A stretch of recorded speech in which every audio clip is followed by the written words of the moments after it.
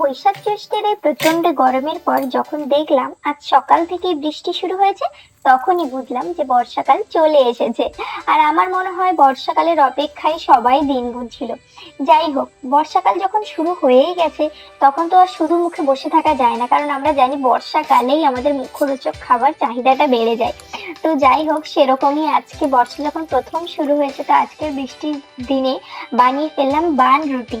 তো বান রুটি বানানোর জন্য প্রথমেই উষ্ণ গরম জলে 2 চামচ ইস্ট গুলে, তারপর তাতে 2 চামচ চিনি ও স্বাদ অনুযায়ী লবণ দিয়ে আর একটু সাদা তেল দিয়ে তাতে 1 কাপ ময়দা দিয়ে ময়দাটা মাখিয়ে 15 মিনিটের জন্য ঢাকা দিয়ে রেখে দিলাম।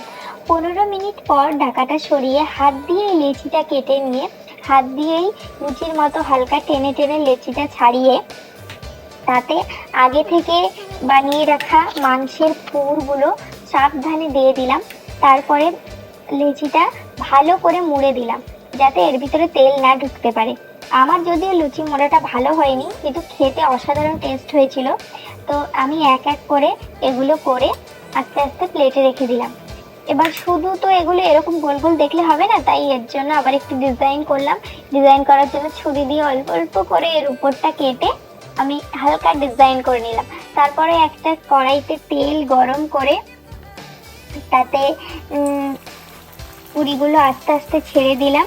তারপরেই ভাজা হয়ে গেলে 5 মিনিটের মধ্যেই ভাজা হয়ে যাবে। ভাজা হয়ে গেলে গরম গরম তুলে নিয়ে পরিবেশন করলাম চিকেন বান রুটি।